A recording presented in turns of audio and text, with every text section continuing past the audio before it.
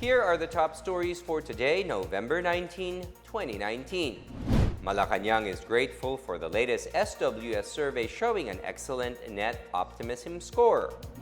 President Duterte said the remark of Minority Leader Franklin Drilon with regard to the Build, Build, Build program is out of tune. The New People's Army continued to receive heavy losses as more members surrender or fall into government custody. And 2 Filipino gymnasts captured gold medals during the prestigious 2019 Magic Cup Rhythmic Gymnastics meet in Hungary.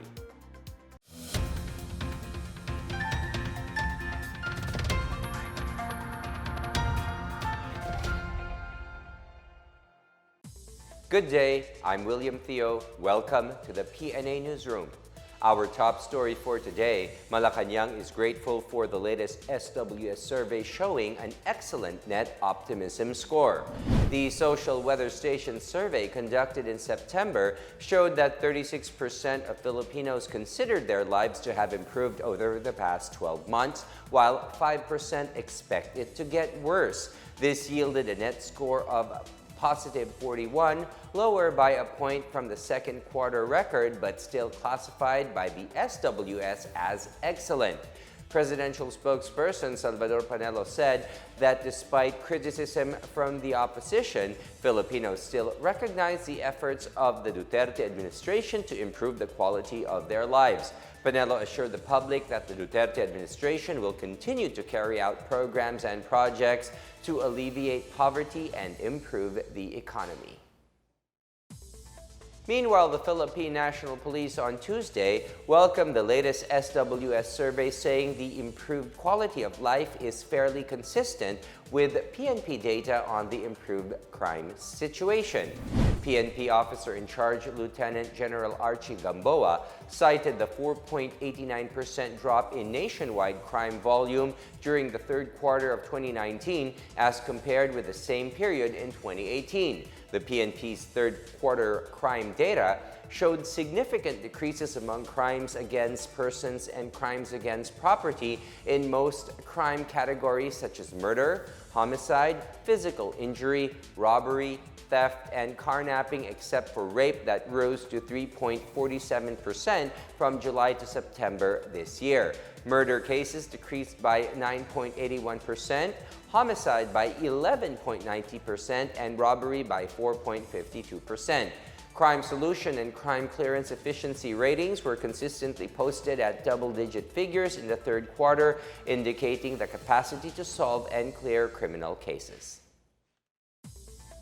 Malacanang on Monday said the drug czar designation accepted by Vice President Leni Robredo is not a cabinet position. This is clarified by presidential spokesperson Salvador Panelo, saying the discretion to appoint Robredo as a member of the cabinet lies with the president.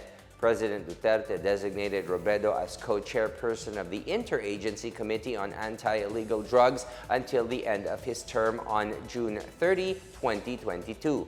Panelo previously mentioned that all government offices and instrumentalities involved in the enforcement of the law on illegal drugs will be placed under Robredo's command and supervision with a cabinet secretary portfolio.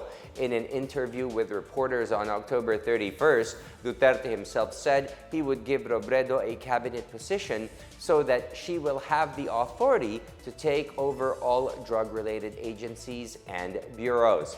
Panelo even said Robredo could start attending cabinet meetings without invitations. Robredo, however, insisted that she would only attend cabinet meetings upon official invitation from the palace. President Duterte has cautioned that there will be a problem in case House Speaker Alan Peter Cayetano fails to honor his term-sharing agreement with Marinduque Representative Lord Alan Velasco. The president made the statement even as he earlier refused to intervene in the House speakership term-sharing deal between Cayetano and Velasco. Last July 8, it was Duterte who first announced a term-sharing agreement between the two congressmen. The term-sharing deal allows Cayetano to serve as the top leader of the House of Representatives until October 2020 and mandates him to step down from office to pave way for Velasco's assumption until the 18th Congress ends in 2022. On October 28, Cayetano admitted that he was open to the idea of scrapping the term-sharing agreement in order for him to serve a full term of House Speakership should Velasco agrees to it. Cayetano initially issued a statement after his allies raised the possibility that he might retain his post as House Speaker, considering his recent strong approval and trust scores. Duterte, who initially opted to distance himself from the issues hounding Cayetano and Velasco, said that he might step in the event that tension arises between the two lawmakers. On November 11, Cayetano assured Velasco that he would honor the term-sharing agreement between them. Velasco expressed confidence that Cayetano would allow him to take over in 2020, saying that a gentleman's agreement is a gentleman's agreement. Parents of school children who allegedly died from dengue complications filed cases before the Department of Justice. And senior citizens in Quezon will soon be employed under the Tupad program. More on these and other news around the metro from Janice Cave. A fresh batch of criminal complaints have been filed before the Department of Justice on Monday by the parents of school children who allegedly died from complications due to dengue. The Public Attorney's Office under Chief Public Attorney Persida Rueda Acosta assisted the parents, saying her agency will not back down in pursuing criminal charges against those allegedly responsible for the death of these school children. In other news, some 50 senior citizens in Quezon City will soon be employed as part of the initiatives of the government to allow them to work again and make a living. Officials of the Department of Labor and Employment, Philippine Children's Medical Center, ang Probinsyano Party List, and the Quezon City government signed a memorandum of agreement on the employment of senior citizens on Monday.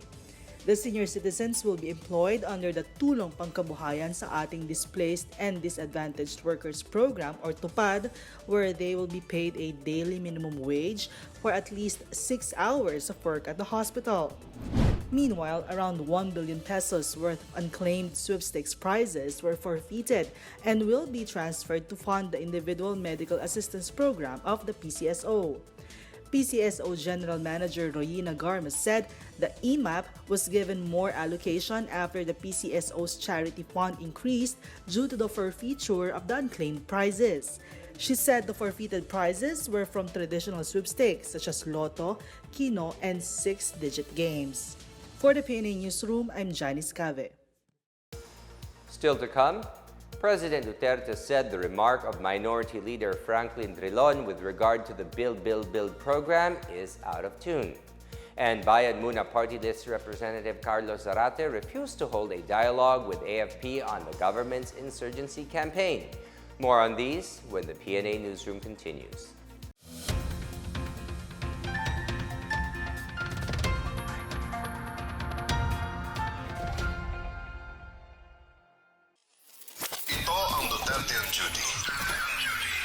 Sa ginagawa ng presidente. November 1, Biyernes. Nagtungong Thailand si Pangulong Rodrigo Roa Duterte kasama ang kanyang delegasyon upang dumalo sa 35th Association of Southeast Asian Nations Summit. November 2, Sabado, Nonthaburi, Thailand. Nakilahok ang Pangulo sa 35th ASEAN Summit Plenary. Sinaksihan din niya at ng iba pang ASEAN leaders ang pagpirma sa Memorandum of Understanding sa pagitan ng ASEAN at Federation International de Football Association. November 3, Linggo, Nonthaburi, Thailand. Dumalo si Pangulong Duterte at iba pang ASEAN leaders sa opening ceremony ng 35th ASEAN Summit. Sinundan ito ng 16th ASEAN-India Summit, 22nd ASEAN-China Summit at 10th ASEAN-UN Summit. November 4, Lunes, Nonthaburi, Thailand. Sa special lunch on sustainable development ay nanawagan si Pangulong Duterte sa ibang bansa na itigil ang pagtatambak ng basura sa ilang developing Asian countries kagaya ng Pilipinas. Inihayag naman niya sa 14th East Asia Summit ang pagsuporta sa open and inclusive regional order kung saan nananaig ang rule of law. Nagkaroon ng bilateral meeting sa pagitan ng Pilipinas at Japan sa paunguna ni Pangulong Duterte at Prime Minister Shinzo Abe. Nakilahok din ng Pangulo sa 22nd ASEAN Plus 3 Summit at 22nd ASEAN-Japan Summit. November 6, Miyerkules, Malacanang. Pinangunahan ni Pangulong Duterte ang 43rd Cabinet Meeting na ginanap sa Aguinaldo State Dining Room. Ako po si Secretary Martin Andanar at ito ang Duterte on Duty. Abangan sa susunod na linggo ang mga gagawin ng Pangulo.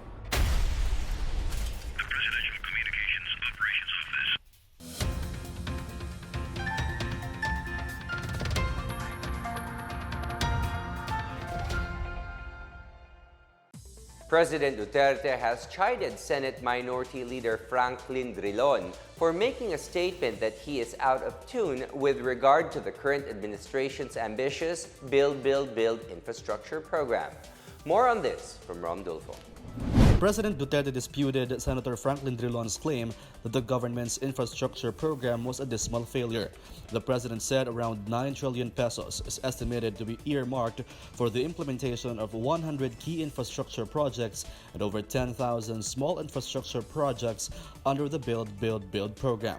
According to BCDA President and CEO Vivencio Dizon, some 38 of the 100 big-ticket infrastructure projects are targeted to be completed in 2022, while 22 are partially operational and the remaining 40% would be finished beyond 2022. The president said Drilon indeed failed to check the revised figures and merely focused on criticizing the government. Following Drilon's claim, House Bill 5456 was filed by Albay 2nd District Representative Joey Salceda on November 13 to grant special powers to the president in adopting a national policy in fast-tracking the implementation of the Build, Build, Build program on or before 2022. The president, however, rejected the proposed measure, saying that it would only sow speculations that the granting of special powers for his infrastructure program will eventually lead to corruption. For the PNA Newsroom, I'm Rom Dulfo. Former Agriculture Secretary Manny Piñol clarified in a Facebook post on Monday that all equipment procured and released to farmers during his stint at the agency remain operational. The statement came after President Duterte said that he would ask Piñol to explain the reported defective farm equipment handed out to local farmers in eastern Visayas. Duterte added that he has learned that the government was importing most of the farm equipment but remained unaware of the status of the machines, saying it seemed to be not in harmony with what end users need. Piñol said he addressed the problem of inferior and defective agricultural equipment, including dryers distributed by the department in the past when he took over as DA chief in 2016. He said the procurement for 2016 was part of the budget of the previous administration. In the case of the reported faulty equipment in Pigcawayan, North Cotabato, Piñol said validation by the presidential management staff last week found that only one of the equipment was not operational. Piñol served for 3 years as agriculture chief before he was transferred to the Mindanao Development Authority, or MINDA, earlier this year. A palace official has blamed unscrupulous traders on why farmers cannot feel the full effects of the rice tariffication law. Cabinet Secretary Carlo Nograles maintained that amid complaints that the law had led to falling farm gate prices of palay, the law serves a good purpose. He said the Philippine Competition Commission is taking a look at possible rice hoarding and price manipulation by unscrupulous traders. Nograles, meanwhile, said it would be hypothetical to assume President Rodrigo Duterte would be violating the law by suspending rice importation during the harvest period. Earlier, presidential spokesperson Salvador Panelo clarified that Duterte did not ask Agriculture Secretary William Dar to implement any suspension of rice importation.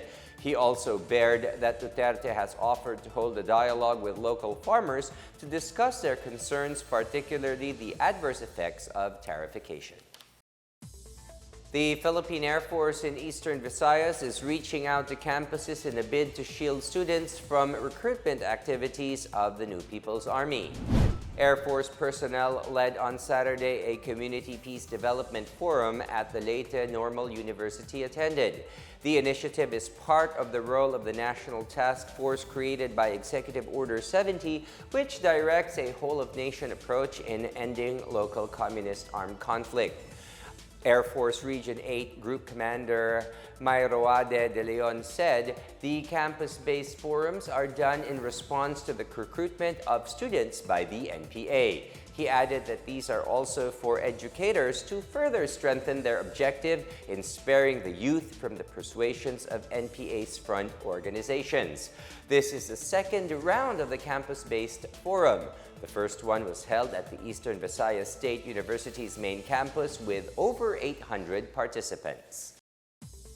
The Armed Forces of the Philippines said it is not actually surprised by the refusal of Bayan Muna Party List Representative Carlos Zarate to hold a dialogue on the government's insurgency campaign.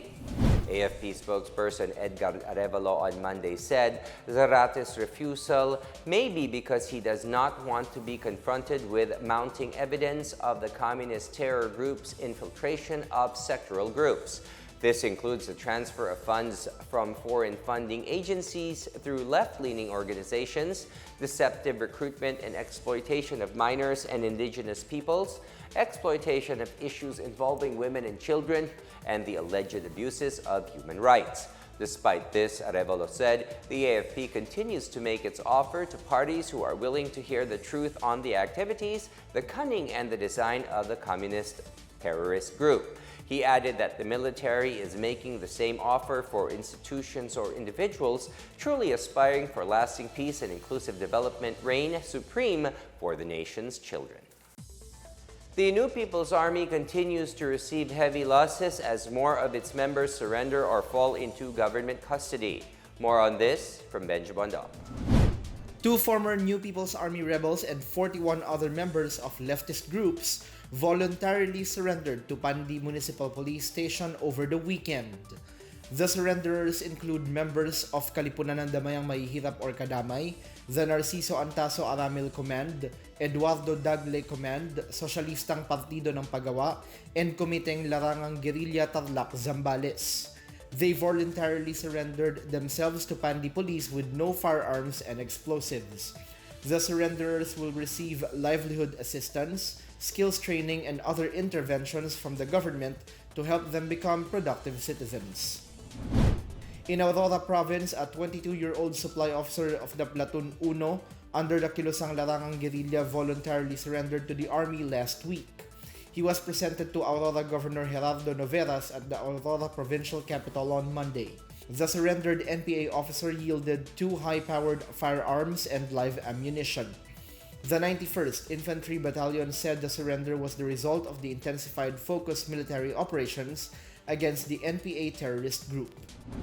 Meanwhile, the Philippine Army recovered firearms while an unknown number of NPA members were wounded in a 5-minute clash in Calbiga, Samar on Sunday. Troopers recovered 2 carbine rifles with fully loaded magazines at the clash site.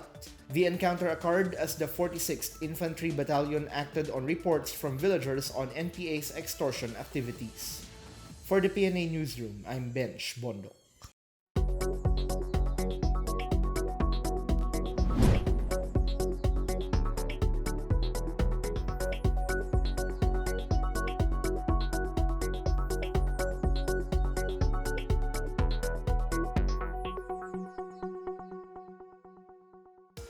Up next, and 2 Filipino gymnasts captured gold medals during the prestigious 2019 Magic Cup Rhythmic Gymnastics meet in Hungary. The PNA Newsroom returns after these reminders.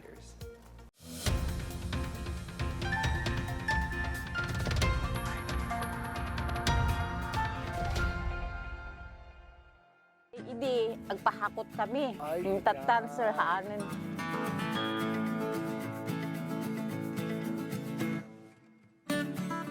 Karkariton nga sir, ti mais ipamidjay. 25 ti per bag nga ti kastada sir, per sako ti kastada sir ijay. So nga awan ti mabati nga sir no ko. For years, residents in Barangay Kabaruan Sukbot and Magaugao in Kalinga need to hike or walk on earth road to reach Dagupan Centro. Farmers also lose some of their hard-earned income due to additional transportation cost of their produce. The completion of the improvement of the Cavaruan-Sukbot Provincial Road through the conditional matching grant to provinces of the Department of the Interior and Local Government in March 2018 helped reduce travel time and ease the transportation of farm inputs and products to the market. DJ idi, agpahakot kami. Yung tatan, sir, haanin. The 8.25-kilometer provincial road also provided easier access of the government center, commerce, and educational institutions. Mayat mo tatanakot 10 minutes lang mabalinan. Ando ti dakkel nga diferensyada. Hindi akit talagang dribble mas aganak ta kalsada na kanya garod. Tatan mayatan pa yan. Mayat ti ginawa nga nito ti kalsada nga napintas. With more roads left to pave, the government keeps on working and partnering with local government units and barangays to move people and products efficiently, boost economic growth, and empower more communities.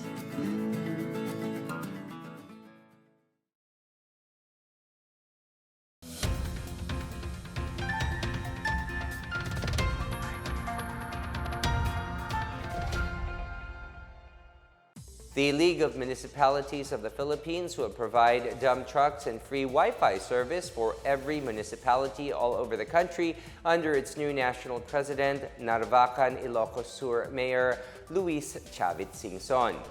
LMP spokesperson and Lingayen Mayor Leopoldo Batawil said Singson announced his plan to establish free Wi-Fi stations in every municipality and the construction of service towers for better internet connection. Batawil said the provision of dump trucks to cities and municipalities is being funded by the Department of Budget and Management. In North Cotabato, a public school teacher died while 4 others were hurt in a highway mishap involving a passenger van along the National Highway in Piquit on Monday. The fatality was identified as Yonila Salang Fernandez, a teacher of the J. Marquez Elementary School. Police said the Toyota D4D passenger van was heading for Cotabato City from Davao City when the accident occurred at 3 a.m. The driver said he avoided a stray dog that crossed the highway, resulting in the mishap. Meanwhile, a magnitude 5.9 quake jolted Bukidnon Monday night. The quake of tectonic origin struck 9 kilometers northwest of the municipality of Kadingilan at 9 p.m. PVOX is expecting aftershocks and damage from the magnitude 5.9 quake. Some 12 drug surrenderers in Causwagan, Lanao del Norte successfully completed a 3-month community rehabilitation program through the local government unit's Balay Silangan. The 12 rehabilitation graduates were presented to Mayor Romel Arnado, local officials, and employees in Monday's flag-raising ceremony. The graduates comprised the 3rd batch of successful participants of the local government's run program, which opened in October 2018. Mayor Arnado and Vice Mayor Evangeline Hubas led officials and employees in receiving and congratulating the graduates. As part of the reintegration process, GLGU provides guaranteed work for the graduates and continues to monitor the progress outside the program. To date, 50 individuals have successfully completed the program and reintegrated back to the community. The Balay Silangan program in Causwagan provides services to surrenderers such as continuing education and health awareness, psychological, spiritual, and physical activities, counseling, moral recovery, values formation, personal and life skills, among others. In our foreign news, South Korean President Moon Jae-in on Monday said he hopes for in-depth discussions about the Korea peace process during an upcoming group summit to be held in Busan. Moon is meeting leaders of 10 Southeast Asian leaders at the ASEAN Republic of Korea Commemorative Summit on November 25 to 27, which celebrates the 30th anniversary of dialogue between South Korea and the ASEAN bloc. Moon said peace in Korea is closely related to stability throughout East Asia and ASEAN member states, which have actively helped advance peace through dialogue and mutual understanding. He added he believes they will also help establish permanent peace on the Korean peninsula as reliable friends and advisors. Moon said the ASEAN summit will serve as a venue to put heads together to seek ways for a more prosperous and peaceful future under the banner of Partnership for Peace, Prosperity for People. And in sports, 2 Filipino gymnasts captured gold medals during the prestigious 2019 Magic Cup Rhythmic Gymnastics meet in Hungary last week. 13-year-old Brianna Labadan won the gold in the junior individual all-around event. On the other hand, 16-year-old Daniela De La Pisa dominated the senior individual all-around category. De La Pisa, the daughter of former college basketball star Randy and gymnastics coach Darlene, is set to participate in this year's Southeast Asian Games. Her win in Hungary gave her good gold medal chances in the country's hosting of the biennial meet from November 30 to December 11 of this year.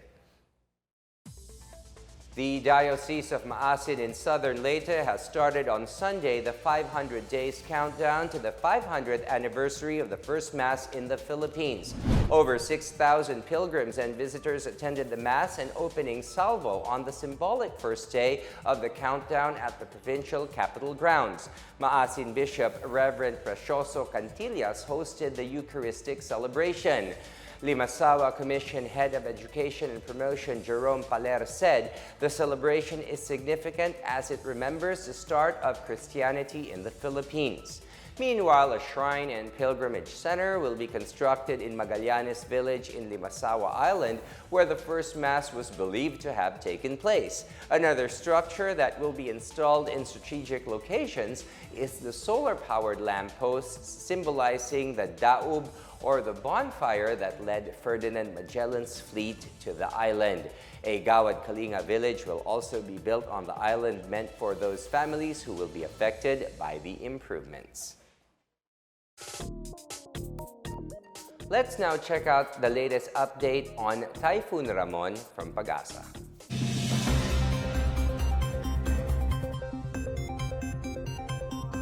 Magandang hapon, ako po muli si Benny Estareja at meron tayong panibagong bagyo at hindi lang po si Typhoon Ramon ang binabantayan natin sa ngayon dahil yung low pressure area sa may silangan po ng Visayas ay naging isang tropical depression na rin or mahinang bagyo at binigyan ng pangalan na Sara.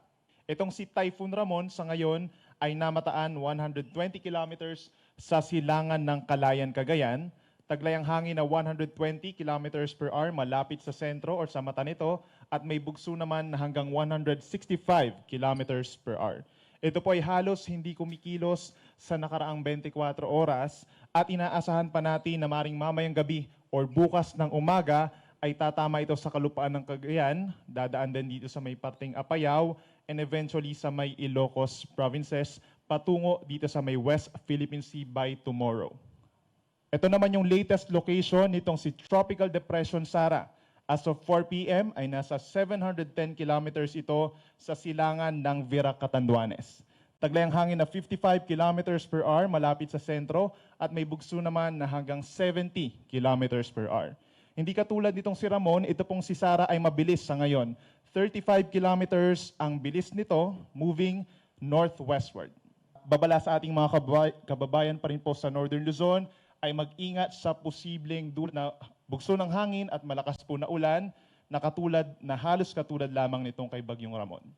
Ito naman yung ating tropical cyclone wind signals. Meron pa rin tayong signal number 3 sa northern portion of Cagayan, kabilang na ang mga bayan ng Santa Pacedes, Claveria, Sanchez Mira, Pamplona, Abulog, Ballesteros, Apari, Calayan, Camalanyugan, Buguey, Santa Teresita, Gonzaga, and Santa Ana. Meron naman tayong signal number 2 sa Batanes, gayon din sa Apayao, gayon din sa Kalinga, Abra, Ilocos Norte, and Ilocos Sur, at sa natitirang bahagi ng Cagayan. Signal number 1 naman sa Mountain Province, gayon din sa Benguet, Ifugao, La Union, Pangasinan, at northern portion of Isabela, kabilang ang mga bayan ng Santa Maria, San Pablo, Maconacon, Cabagan, Santo Tomas, Quezon, Delfin Albano, Tumawini, Divilacan, Quirino, Rojas, Malig, San Manuel, Burgos, Gamu, and Ilagan City. Possible po yung storm surge within the next 24 hours dito sa may areas ng La Union, sa may coastal areas ng La Union and Pangasinan at ang taas po nito ay hanggang 2 metro.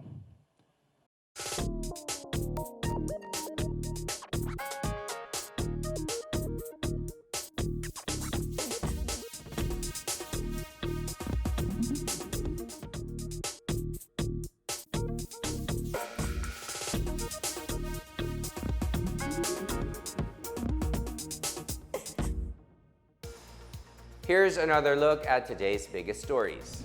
Malacanang is grateful for the latest SWS survey showing an excellent net optimism score. President Duterte said the remark of Minority Leader Franklin Drilon with regard to the Build, Build, Build program is out of tune. The New People's Army continued to receive heavy losses as more members surrender or fall into government custody. And 2 Filipino gymnasts captured gold medals during the prestigious 2019 Magic Cup Rhythmic Gymnastics meet in Hungary. Thank you for watching another episode of the PNA Newsroom. To check out more news content, check our webpage or head on to the Philippine News Agency's Facebook and Twitter accounts. For more stories about the government and how it serves Filipinos, look for these hashtags in all of our social media platforms and websites. We are shown on the pages of the PCOO and its attached agencies. Also watch us on television on PTV4 and IBC 13. And that's your daily dose of the biggest stories that you need to know from the PNA Newsroom. I am William Theo. Good day.